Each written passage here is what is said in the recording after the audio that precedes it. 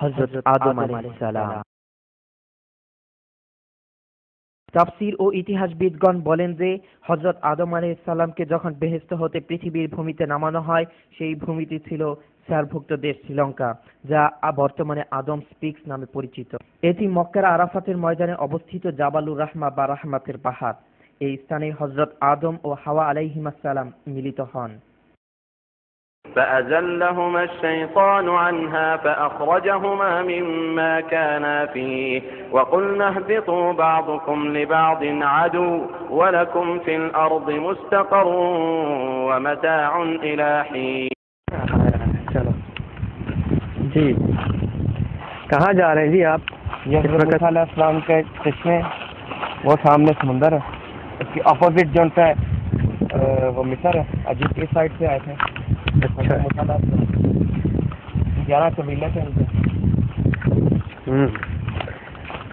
तो आप हमें वो लोकेशन दिखा रहे हैं जहाँ चश्मे तो पानी नहीं कर रहा था, यहाँ पे उन्होंने कहा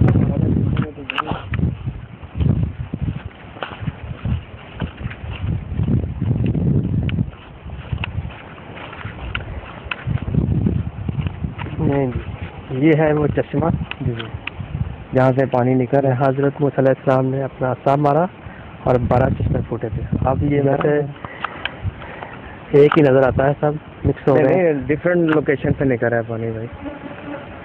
उधर से उधर करें, जरा मूव शूट करें।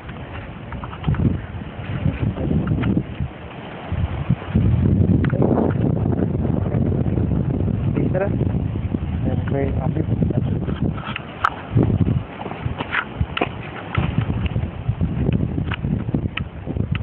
ये खासियत है कि पानी ऊपर वाली साइड से जाता है, वैसा पानी जो है वो नीचे वाली साइड से जाता है, लेकिन ये ऊपर वाली साइड से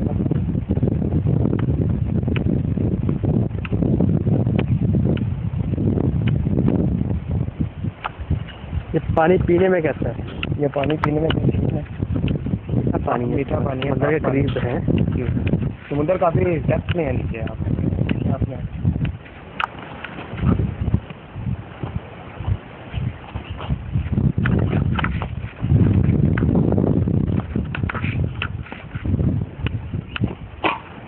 तो यहाँ से ये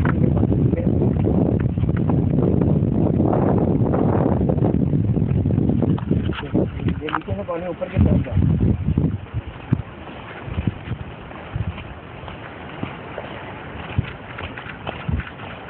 जनाब यहाँ देखें आप, पानी की रफ्तार कितनी तेज हो गई है।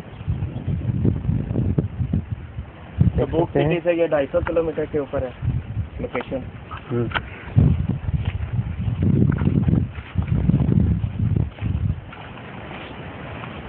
लोग बड़ी बड़ी दूर से आते हैं ज़ियारत करने में, वज़ू करते हैं, पीते हैं। ये पानी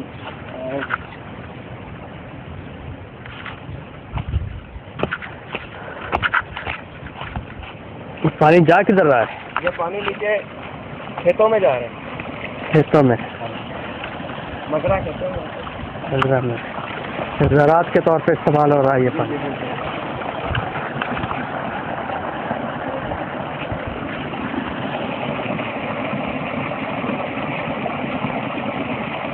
जहाँ पानी का बहाव काफ़ी तेज़ हो गया है, वहाँ चश्मे के आप करीब आप देखेंगे तो आपको मालूम नहीं होगा कितनी तेज़।